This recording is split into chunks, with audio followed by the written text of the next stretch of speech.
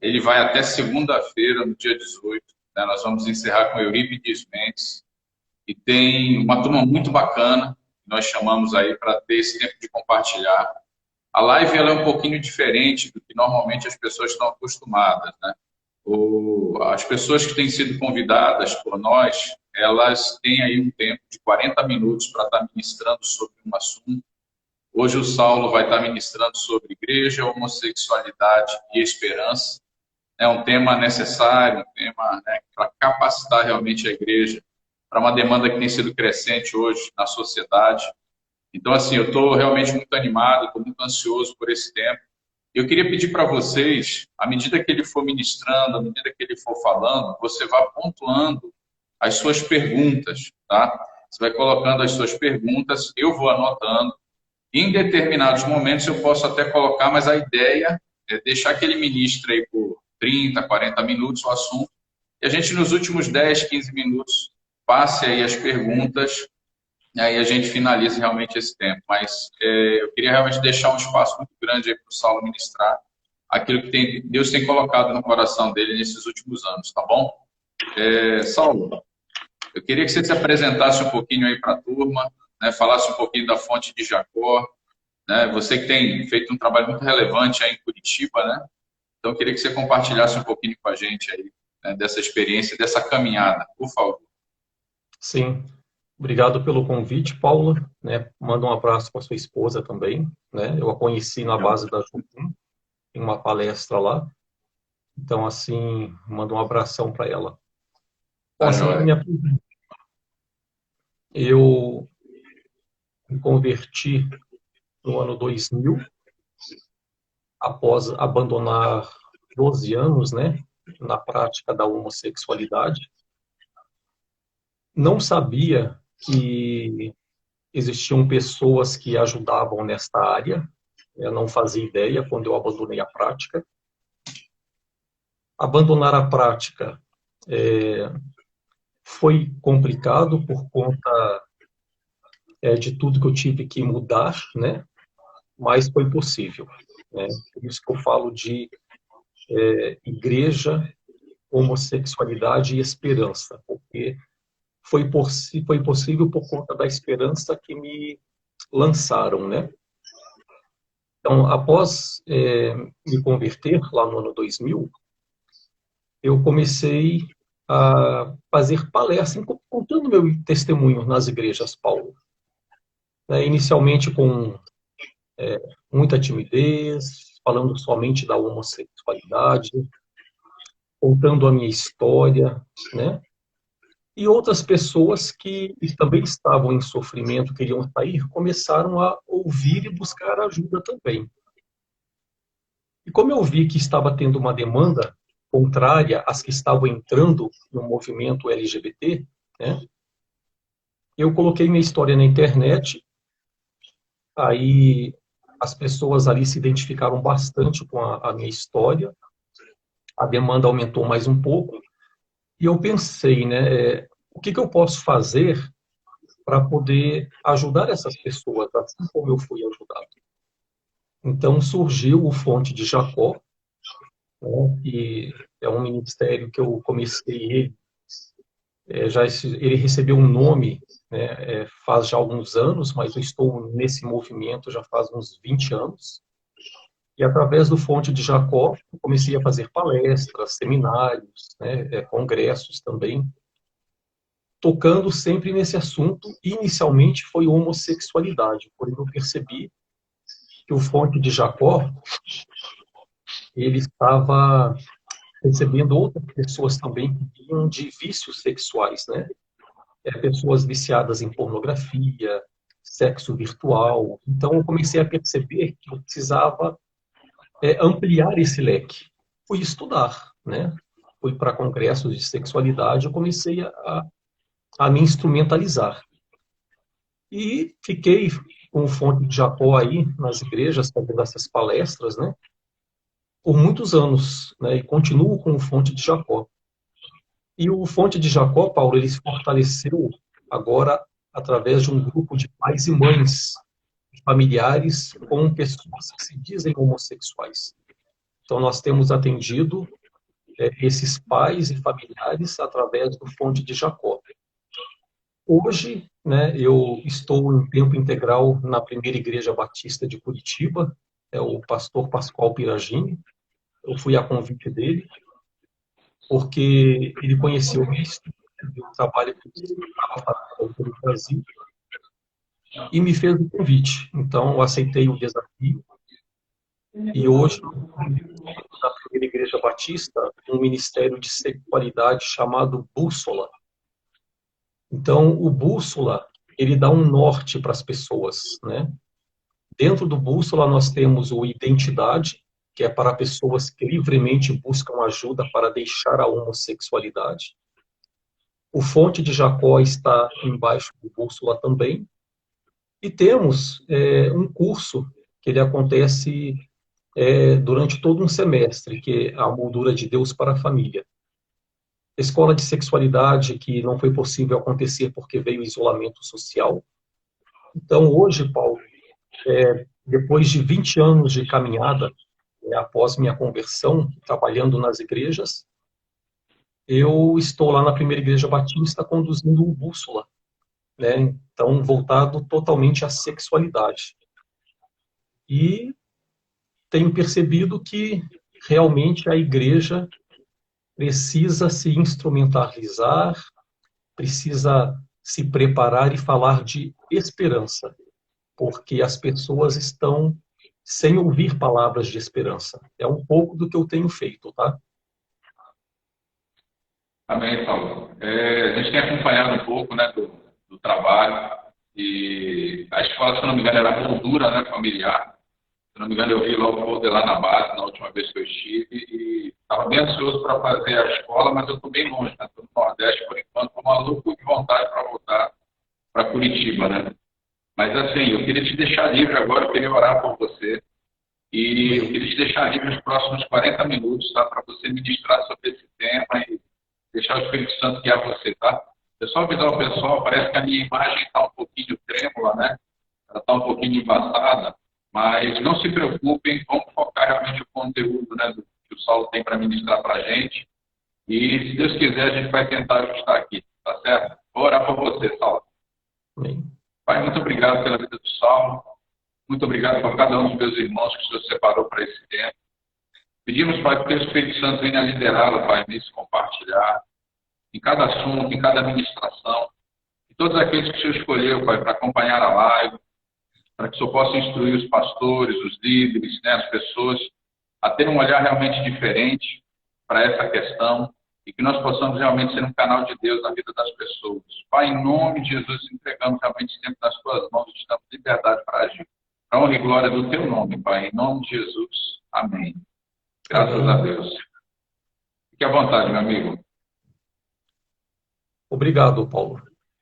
Então, o tema de hoje, ele é Igreja, Homossexualidade e Esperança.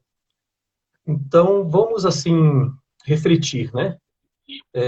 Como que a igreja, há 20 anos atrás, estava trabalhando as questões da sexualidade, né? Então, assim, nós estamos em 2020. Então, vamos para o ano 2000. Como que era a igreja com relação à sexualidade? O que se falava naquela época, né? Como que a homossexualidade era vista lá nos anos 2000? Porque se a gente voltar um pouco tempo, mais um tempo atrás, vamos falar dos anos 70, né? Um psiquiatra, ele comentou que a homossexualidade nos anos 70, ela era vista como algo muito escondido, né? Era algo que realmente estava dentro do armário. Existia um armário nos anos 70. Era tudo muito encoberto. Um exemplo, um homossexual masculino, uma pessoa adulta, se ficava numa esquina, se prostituía com quem passasse por ali. E as coisas iam acontecendo dentro desse armário, né? E esse psiquiatra, ele comenta que em determinados países, a pessoa que era pega em ato homossexual, ela era julgada, era presa, e os médicos da época tratavam a pessoa que estava homossexual com eletrochoque, porque eles acreditavam que, através do eletrochoque, a pessoa que estava homossexual iria ser restaurada, né? Na verdade, naquela época se falava ia ser curada, né? Então, era o entendimento que se tinha na época, estou falando de 1970, né? Aí o que acontece? Lá pelo final dos anos 90, veio aquele olhar mais romântico para a homossexualidade, né? Começou-se a falar de amor entre as pessoas, onde tudo era muito romantizado, né? E foi justamente no ano que eu abandonei a prática da homossexualidade, foi no final de 99. E eu falo que nesse tempo, né, foram 12 anos que eu passei na prática, eu vivi dentro de um armário. Porém, quando eu saí dessa prática, que foi no anos 2000, final de 99, ainda existia o armário, né? Hoje não tem mais armário, ele já está totalmente arrebentado. Por quê? Hoje está tudo muito natural, né? Então, ou seja, como que a igreja, nos anos 70, recebia um homossexual? Porque, se nós pensarmos bem, vamos falar do travesti, né?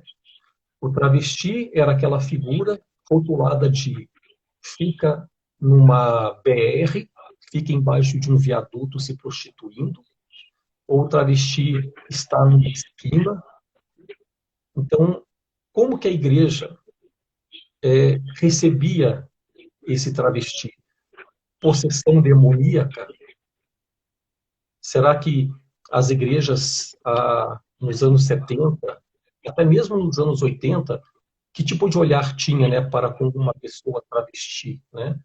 Então, se nós olharmos para as igrejas pentecostais e neopentecostais, a questão era puramente demônio, né? Era, desculpem a palavra, mas era a questão de assim, puxa, é questão de safadeza, vagabundagem, né? Ou seja, não tinha um olhar para um olhar assim de graça, né? Era um olhar de julgamento, de apontamento, e hoje ainda tem, infelizmente, né? Porém, nos anos 70 e 80, o homossexual, será que ele era compreendido? O travesti, como que esse travesti poderia ser visto numa igreja? Né? Até trago aqui para vocês uma questão que eu acho importante, que imagina um travesti nos anos 70, 80, entrando numa igreja e ele sendo evangelizado, ouvindo os cultos, louvores. Então, quem sabe naquele tempo a coisa era muito espiritualizada, né? De oração, de expulsar demônios, agora você está ok, você está bem, você está liberto. E essa pessoa, talvez, né, caminhasse dentro da igreja com feridas profundas na alma, porque pensava-se que era puramente demônios, expulsava, e a pessoa ficava ali, porém, por dentro, carregando muito sofrimento. Então, assim, é apenas um olhar, né?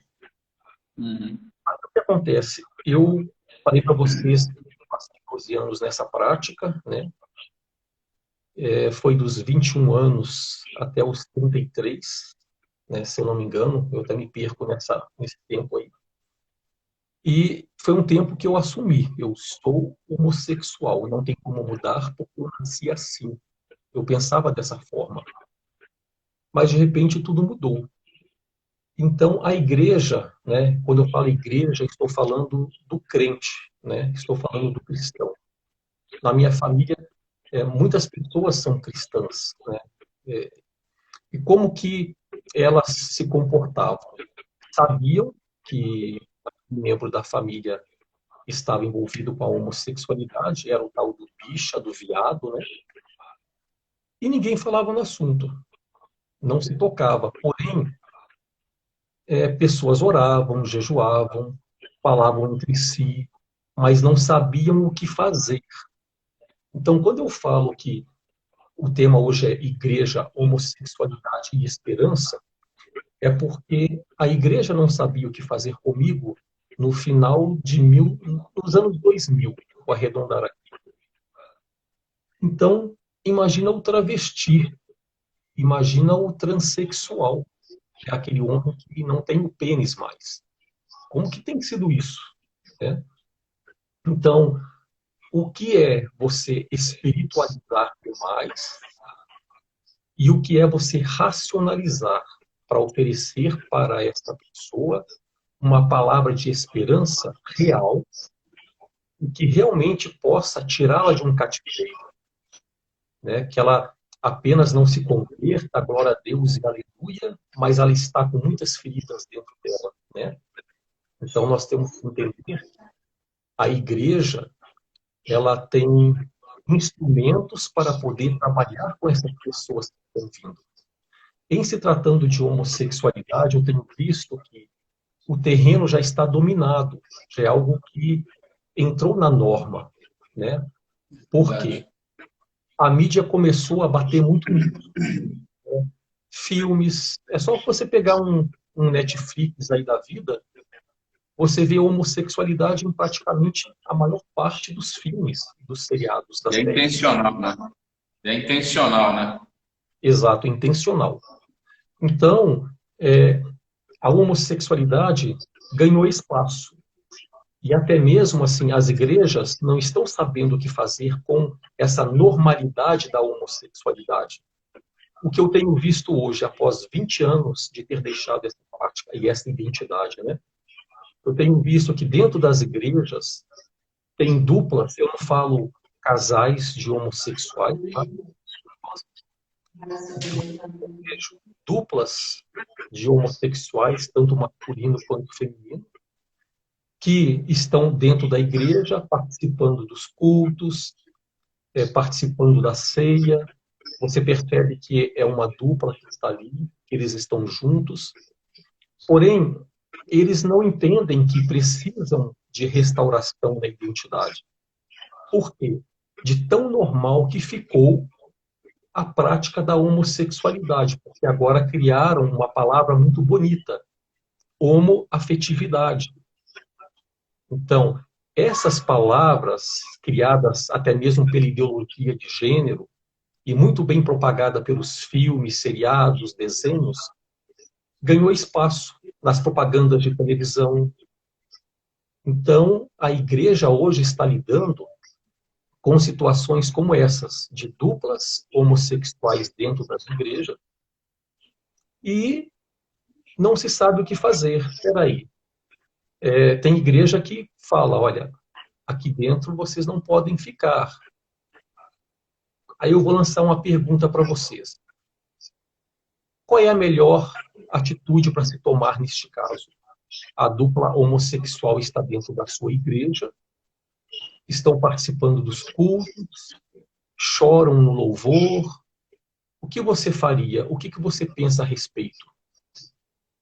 Então, tem um exemplo que eu vou citar aqui também. Um travesti que frequentava uma grande igreja aqui em Curitiba, e ele ficava lá no último banco, sentado. E no louvor, ele chorava muito. E todos percebiam que era um homem vestido de mulher, porque ele tinha traços masculinos nele. E esse travesti ficava chorando lá no último banco. Começava o louvor, terminava o louvor e vinha a pregação. Então a igreja fazia o quê? Eu estou falando de crentes, né? Ninguém se aproximava do travesti. Por quê? Aí vamos levantar questões aqui. Se esse travesti está dentro de uma igreja, ele está chorando lá no último banco, porque ele está sendo tocado pelo louvor e, quem sabe, pelo Espírito Santo de Deus. Ninguém se aproxima. Ninguém o convida para ir sentar lá no banco da frente e falar, senta aqui com a gente. Ele é deixado lá no último banco. Então, eu estou falando de um tempo presente, tá? Então, peraí. Sim. qual é o papel da igreja? Por que eu não sei lidar com o travesti? Por que eu não sei lidar com o homossexual? Será que é porque a igreja não foi preparada nesses anos todos para esse movimento que já entrou dentro da igreja? Ou será que não se deu importância a falar de sexualidade na escola dominical? Quem sabe a igreja ajudar os pais a entenderem o que é uma construção da sexualidade na vida dos filhos. Eu não estou falando de sexo, estou falando de construção da sexualidade na vida dos filhos. Então nós temos que perceber que, puxa, por que o travesti foi deixado lá no final do ano? Talvez porque ninguém sabia como lidar com ele, ou porque não quero sair da zona de conforto. Por que eu vou lá chamá-lo para sentar do meu lado? Vai me dar trabalho, vou ter que discipular, vou ter que evangelizar, vou ter que caminhar dentro de uma relação de ajuda com ele. Não quero. Então, assim, a igreja precisa fazer um movimento, tem feito, né? Eu vejo que hoje a igreja tem pulverizado, porque tem pessoas falando de sexualidade por aí. Tem ministérios, tem pessoas sérias tratando do assunto, com escolas, com seminários, mas ainda falta muito acontecer. Então, em se tratando assim de homossexualidade, o terreno foi ganho, e a igreja hoje tem um grande desafio, que é lidar com essas pessoas que vêm para a igreja, que não veem problema em estar homossexual, né, porque já normalizou, e elas estão ali, elas querem fazer discipulado, querem se batizar. Outra pergunta que eu lanço para vocês: o que você faria se um homem que está homossexual te procurasse, dizendo que ele quer ser discipulado para ser batizado? Como você reagiria com ele? Vou mais além. Vamos falar do travesti. Você é procurado por um travesti? Pois sim. Paulo, me dá só um minutinho. O pessoal está falando um pouquinho da minha imagem aqui. Eu vou tentar mudar. Eu espero que não caia. Se cair, a gente volta. Vou só fazer um ajuste rápido aqui, a gente já retoma, porque essa questão é crucial. Né? E é muito boa essa tua provocação, né? Essa pergunta é muito chata. Só um minutinho que eu vou tentar trocar aqui. Tá? Só vou desabilitar aqui. Só um minutinho. Tranquilo.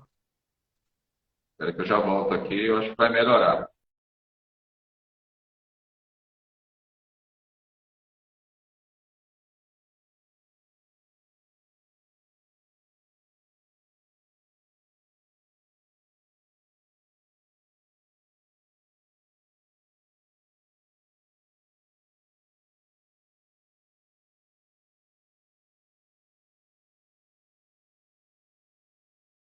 Risco de desligarem o computador deles. Voltou, Saulo? Está me ouvindo bem? Estou ouvindo bem, a imagem melhorou bastante. Então vamos continuar, deu certo, graças a Deus. Pode continuar que está muito interessante, muito bom. Ok, então eu estou abordando agora a questão do travesti, né? Você trabalha no aconselhamento da sua igreja e eis que chega um travesti e ele entra na tua sala para você aconselhá-lo. E ele te fala que ele é um travesti, optou por não fazer cirurgia para mudança de sexo, que se sente bem como mulher, com o corpo dele, quer ser discipulado para se batizar. O que você faria? Vamos lá. Igreja com célula. Tem lá na célula uma família. E essa família está lá, né? O marido, a esposa e a criança, o filho. E, de repente, durante essa célula, durante esse relacionamento, se descobre que aquela família, ela tem algo diferente nela, porque chegaram se apresentando como família. Ó, eu sou o João, esta aqui é a Maria, e esse aqui é o nosso filho Marco. Mas se descobre que aquela mulher é um homem. Por quê? Hoje, com tudo que o ser humano tem injetado no corpo de química, você olha e não sabe dizer se é homem ou se é mulher, ou se aquela mulher foi um homem, é uma confusão. Então, nessa célula se descobre que aquela esposa, na verdade, é um homem. Mas eles chegam se apresentando como uma família. O que você faria, você sendo o líder desta célula? Como você trataria estas pessoas que se dizem família, onde a esposa é um homem? Eu estou trazendo situações realmente para poder provocar, porque assim são casos reais que eu tenho visto durante esses 20 anos que nós precisamos discutir. Com certeza. Um dos pontos, Saulo, só contribuindo um pouquinho, uma das coisas que eu tenho visto, não só com relação à homossexualidade, mas quando você para pensar numa cadeia de pecados, né, na vida de uma pessoa, uma das coisas que eu tenho entendido é que isso basicamente ele é um sintoma de um caráter ferido, né? E o nosso trabalho, né, o nosso aconselhamento, ele é muito concentrado numa restauração realmente, né, de caráter, né, uma ressignificação da história de vida, do passado. E assim, uma grande ferramenta que tem ajudado a gente nessa caminhada é o processo de crucificação, né? A maneira bíblica realmente, né, de você lidar com essas questões, realmente você levando a mensagem realmente da cruz, esse discernimento da cruz, sem força, sem violência, realmente numa ação do Espírito, né? E naturalmente essas coisas vão acontecendo. Eu gosto muito até de um exemplo que a Marisa, né, Marisa Lobo deu, numa das nossas ministrações, quando uma pessoa chegou lá no consultório dela até, né, falando sobre essa questão de homossexualidade, ela chegou batendo o pé.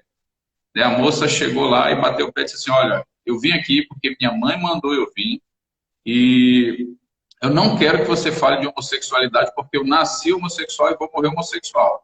E a Marisa, ela disse assim, né, ela tem muito conhecimento, né, muito entendimento, ela disse assim, não, tudo bem, a gente não fala sobre isso. Né? E a Marisa, com muita sabedoria e muito discernimento, foi caminhando ali. O que ela identificou? Uma ferida paterna do tamanho do mundo, né? E ministrou, trabalhou ali realmente essa questão da ferida paterna. E com 2, 3 meses, a moça entrou no consultório dela, Saulo, foi muito engraçado. Ela disse assim: você é uma bruxa. Né? Por quê? Porque agora eu estou gostando de um rapaz. Né? Então você vê que esse entendimento até da questão sintomática no aconselhamento, ele ajuda muito, né, no processo de ressignificação, né? Só um parêntese. Sim.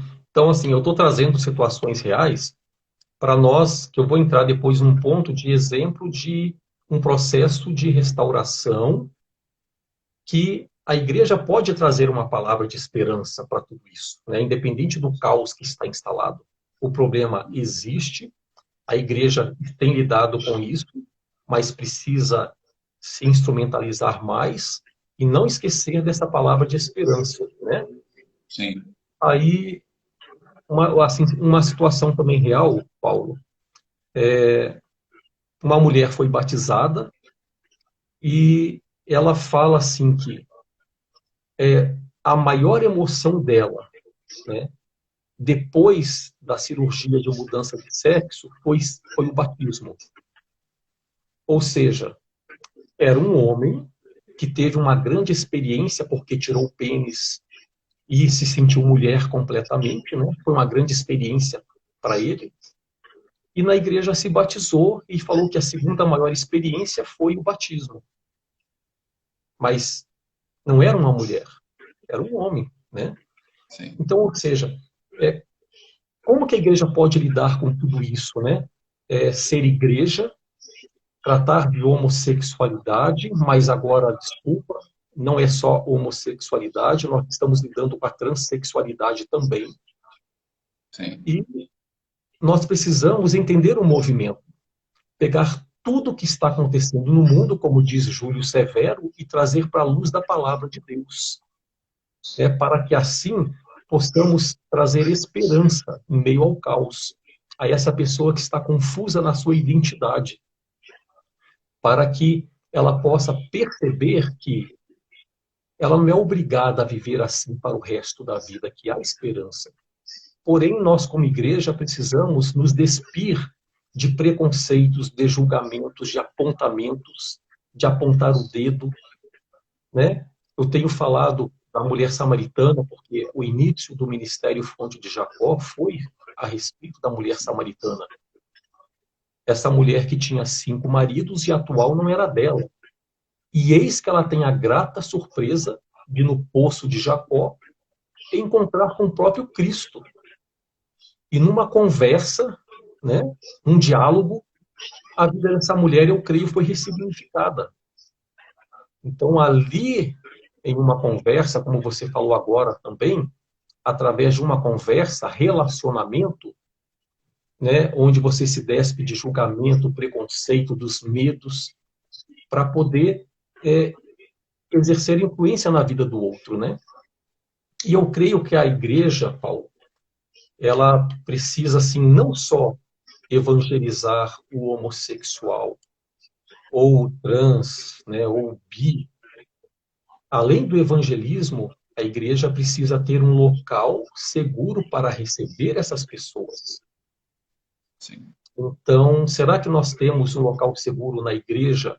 Ou esse local seguro, ele só existe nos ministérios fora das igrejas, né?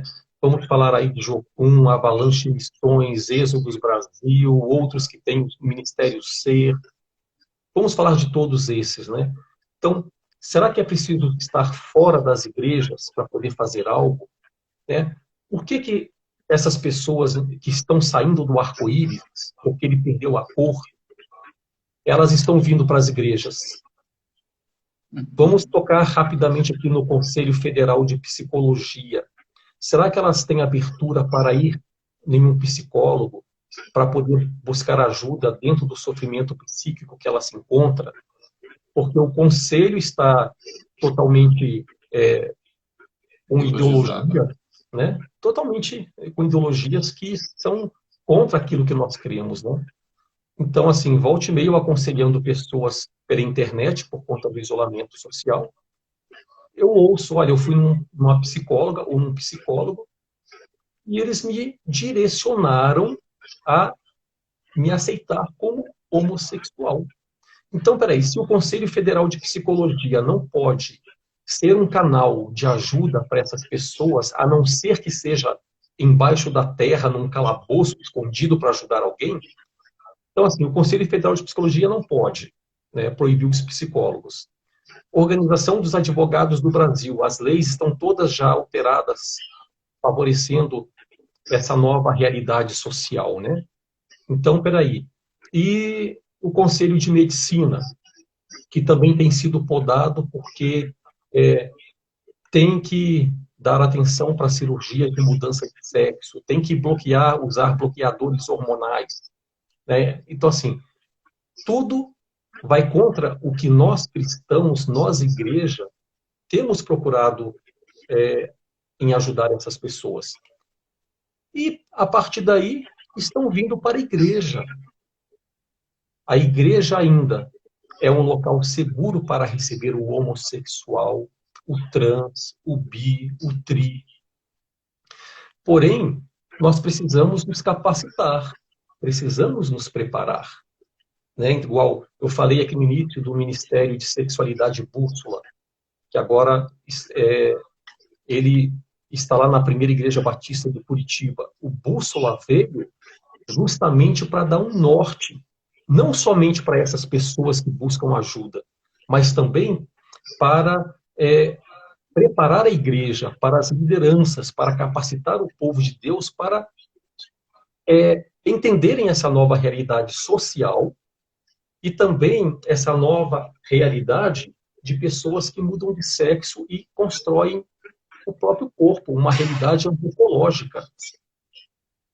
Então, assim, não podemos fechar os olhos, né? Nós, como igreja, precisamos sair da zona de conforto e começar a arregaçar as mangas para poder entender. Aí, falando de esperança, né, o que eu posso fazer? Eu lancei várias perguntas aqui. Eu fui jogando as perguntas. O que eu posso fazer com isso? Né? Quando eu abandonei a prática da homossexualidade, Paulo, foi no final de 99, Voltei arrebentado para a casa da minha mãe, não queria voltar para lá por conta da dependência emocional que eu tinha dela, né? Eu era um homem adulto, mas o cordão umbilical não foi cortado. Foi difícil cortar com 33 anos de idade. Então, voltei para lá. Mas foi ali dentro da casa da minha mãe que eu fui jogado dentro de um deserto, sol queimando a pele, mas Deus começou a trabalhar à minha volta. Então, veja bem, eu estou falando de mim, porém, entendam que, e os outros que são também reais à nossa volta, que estão vindo para a igreja? Que a igreja tem sido o canal que eles estão vindo. Então, ou seja, depressão profunda, carregando muita angústia, dependente emocional do meio ao qual eu vivia, dependente emocional do rapaz que eu morava com ele. Foi o último relacionamento, durou 5 anos.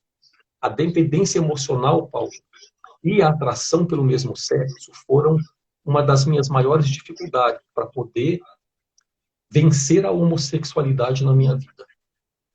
Então, veja bem, dentro desse cenário, apareceu uma palavra de esperança, que eu não sabia que existia, Paulo. Porque quando eu deixei a prática, eu não sabia que alguém ajudava o outro a deixar a homossexualidade. Que coisa de doido é essa? Porque eu nasci assim, eu vou morrer assim, não tem como mudar. É como a cor dos olhos. Eu sinto atração pelo mesmo sexo, está dentro de mim, não tem como mudar. E eis que eu descubro, através do mover de Deus, a possibilidade de ressignificação da sexualidade, da identidade, Paulo. Mas foi aonde? Através da igreja, entende? Através da igreja. Quando eu cheguei na igreja, Paulo, foi através de uma célula, né? Me receberam muito bem, eu não tenho o que dizer contra a igreja, porque a igreja, né, fez o seu papel comigo e tem feito na vida de outras pessoas também. Independente de como a igreja se encontra, né, o joio vai estar ali misturado com o trigo. Né? Nós sabemos que é assim, mas Deus continua trabalhando através da igreja. Não podemos ficar só atacando a igreja, não. Né? Com certeza. Aí, nesta célula, quando eu cheguei, eu tive um local seguro, pessoas maduras para me ouvir, porque a minha história eu abri desde o início, ela é pública, né? Eu nunca tive dificuldade de falar sobre isso. Comecei a ser evangelizado e eu recebi palavras de esperança, né? Confronto, fui confrontado também. Peraí, você fala que é homossexual, Saulo, mas você está homossexual. Peraí, como assim? Eu estou. O que é isso? Né? Não, você pode estar aqui e pode estar lá. Então você está. Pode haver restauração. Né? Sim. Então, dentro dessa palavra de esperança que eu fui recebendo, mas assim, e é interessante, Paulo, que eram pessoas que não sabiam o que fazer com o homossexual que chegou. Não sabiam. Porque até então eles estavam preparados para receber quem? Talvez a prostituta, talvez o alcoólatra, talvez o homem que adulterou, ou a mulher que adulterou, porque era o assunto que a igreja lhe dava. Mas agora, o homossexual que chegou, como assim? E agora o que eu faço? Né? Porém, a igreja foi atrás de instrumentos para poder me oferecer ajuda, apoio. Né? E é interessante que quantas vezes eu estava assim me desanimando, definhando, e Deus vinha com a palavra de renovo, uma palavra de esperança. Mas eu não falo de palavras somente espiritualizadas, eu falo de palavras realistas. Então, eu precisei de passar por um processo realista, pé no chão, dentro de uma caminhada de ajuda, para poder entender as minhas misérias, as minhas dores. Por quê? Através de uma caminhada de ajuda, eu entendi que a homossexualidade não era o meu maior problema, mas era o que estava atrás dela, me sustentando uma identidade falsa.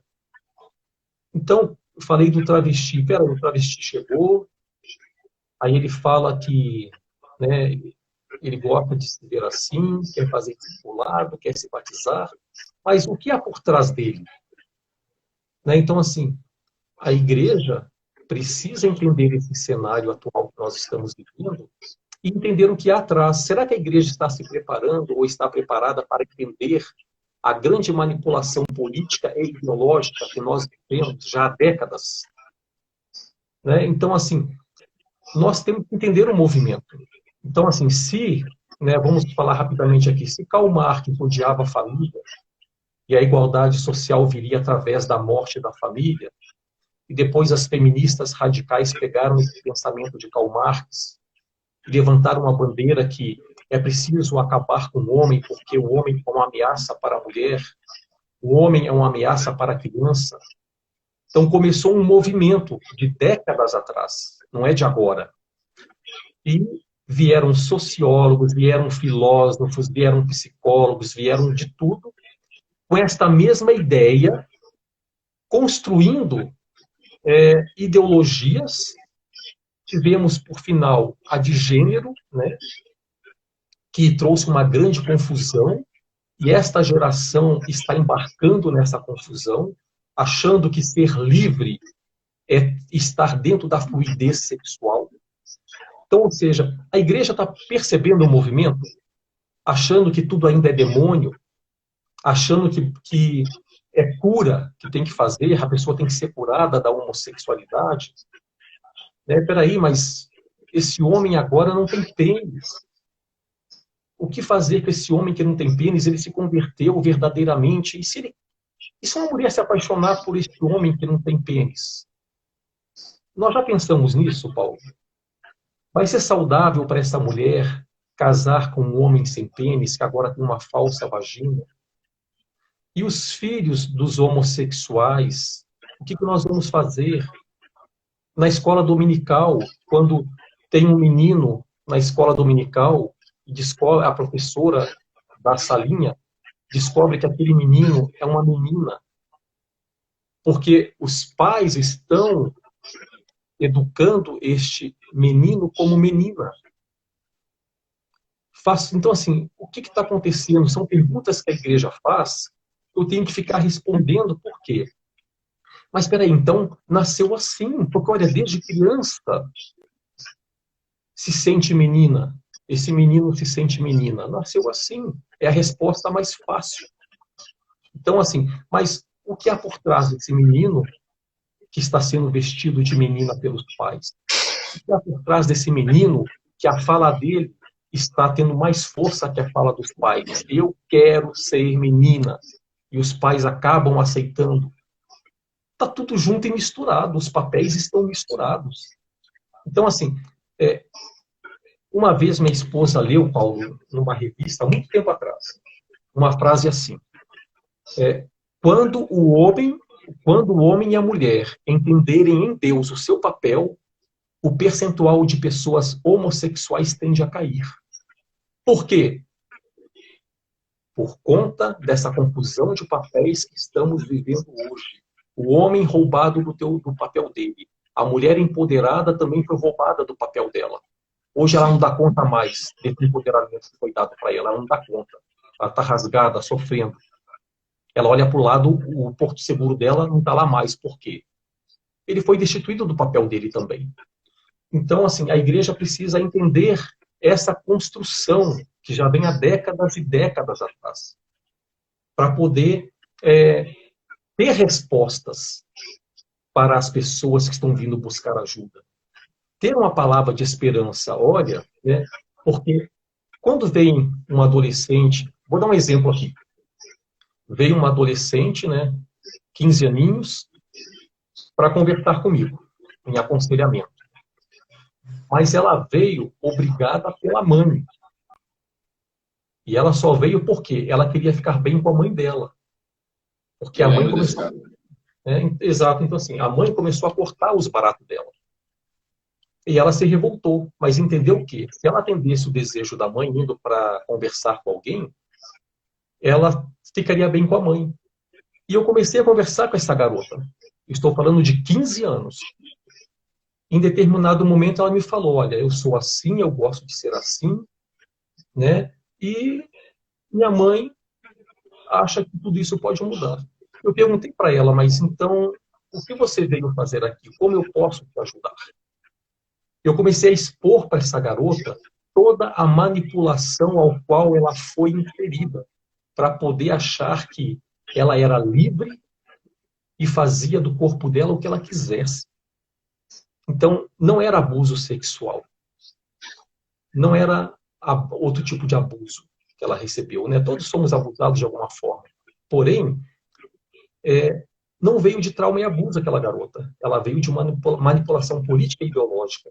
Que palavra eu poderia oferecer para ela naquele momento? Mostrar a construção que a manipulou, né? Então, para poder fechar o raciocínio aqui, porque o tempo que você me deu, ele está chegando ao fim, para a gente continuar, né? A igreja precisa tirar me perdão aqui, se você não se importar, né, assim, é muito importante você terminar esse raciocínio, né, se de repente chegar no tempo cair, a gente volta por mais uns 5, 10 minutinhos, não tem problema, porque é muito importante aquilo que você está ministrando. Tem muitos pastores assistindo, amigos meus, tem algumas pessoas de igreja realmente assistindo aí, e a gente não pode perder essa oportunidade, né? Então, fica à vontade. Quando tiver de repente caindo, eu digo, olha, Saulo, vai cair, a gente volta já. Aí a turma volta e a gente encerra isso aqui. Mas você precisa finalizar esse raciocínio aí, tá bom? Ok. Obrigado, Paulo. Então, vamos lá. O que eu poderia oferecer para essa adolescente? Ela foi buscar ajuda não por ela, foi para agradar a mãe. Mas eu entendi que por trás dela havia uma grande construção política e ideológica que a levou a este comportamento, que a levou a dizer que eu gosto de meninas, não quero ser mãe, não quero ter filhos. Então, peraí, o que está acontecendo? Né? E eu ofereci para ela o quê? Olha, você quer conversar sobre outros assuntos, então, já que esse você não quer tocar? É o que você falou com relação a Marisa. Sim. Não, ela não quis. Tá? Ela não quis porque ela está bem com ela mesma, ela se entende, ela se aceita e vai tudo muito bem. Então, assim, nessa construção da minha fala, o que eu trouxe para vocês? Demônio. Aquele travesti, né, uma vez o travesti me falou que disseram que ele era travesti e era tão mulher porque havia um demônio dentro dos ossos dele. E o demônio comandava ele. Então, puxa vida, né?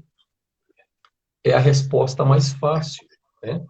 Então, assim, que palavra de esperança eu posso lançar para esse travesti, dizendo para ele que, olha, você tem um demônio que está nos seus ossos e esse demônio, ele anda por você.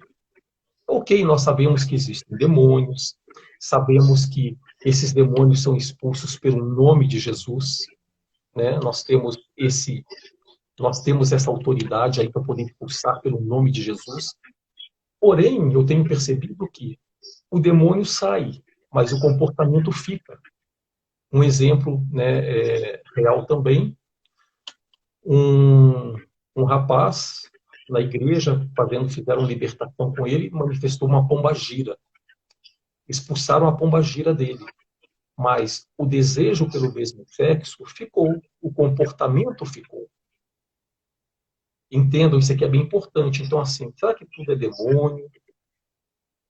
Né? O que há? E as emoções desse rapaz?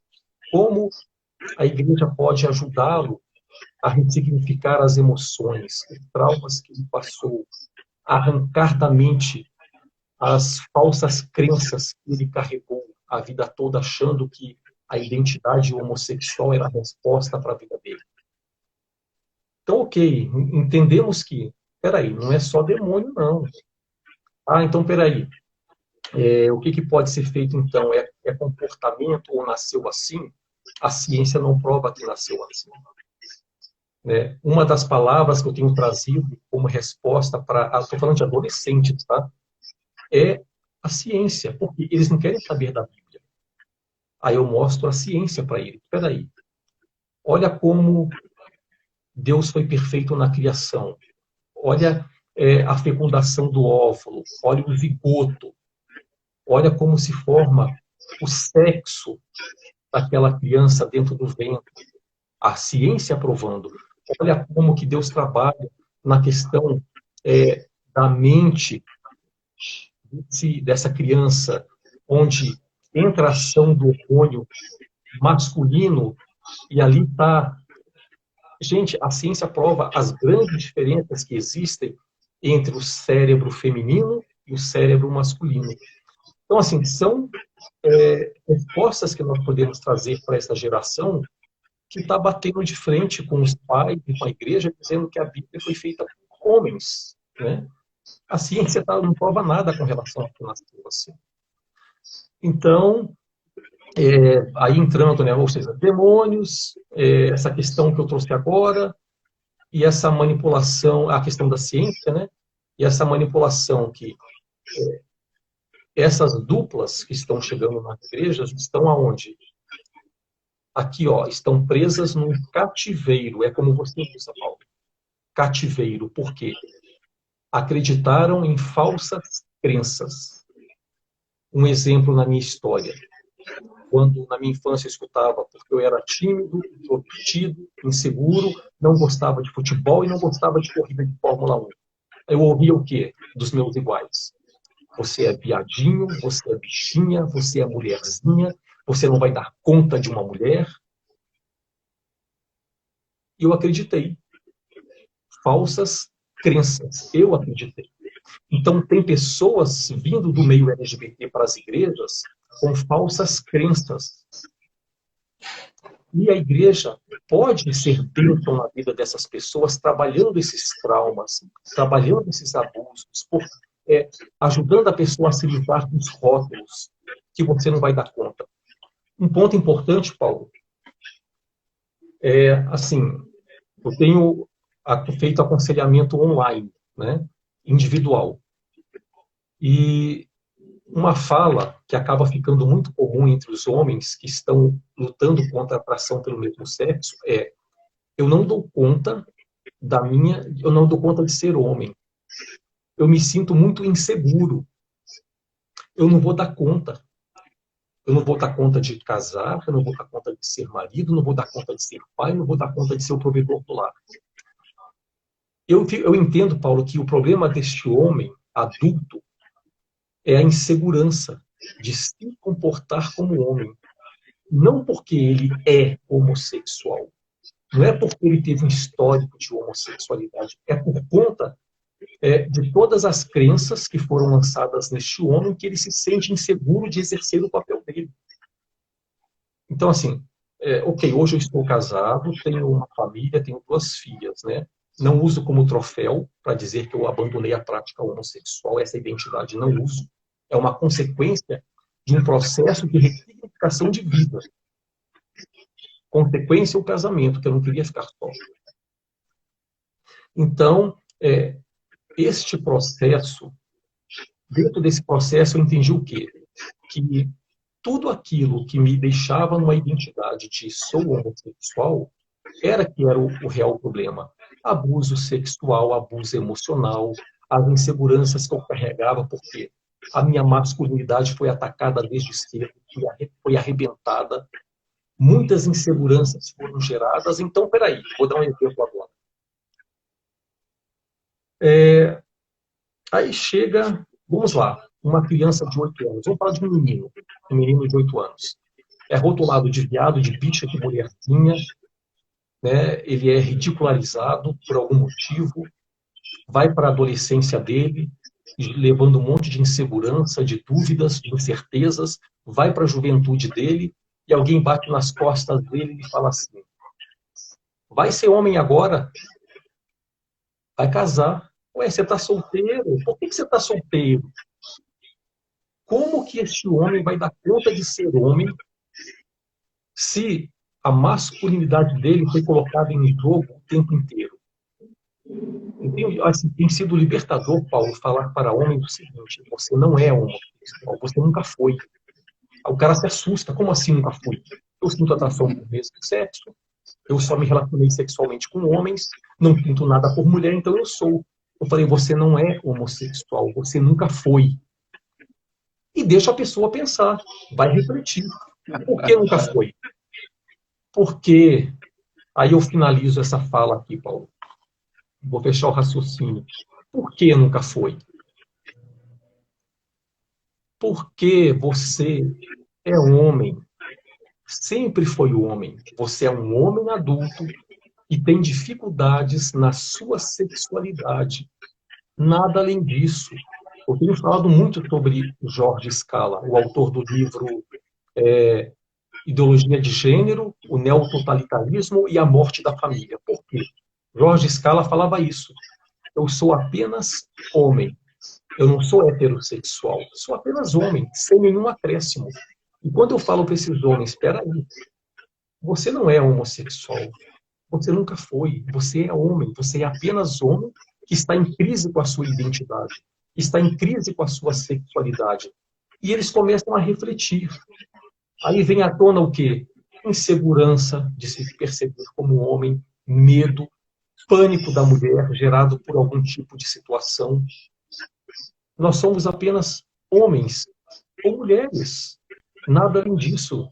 Não precisa se rotular de homossexual, de gay, de trans. São, até falando aqui, dentro do Ministério Bússola, nós temos o grupo Identidade, né, Paulo? O Identidade é assim,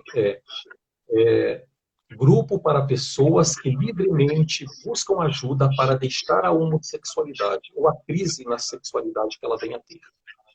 Então, assim, para que as pessoas se livrem dos rótulos e percebam que elas são apenas homens ou mulheres.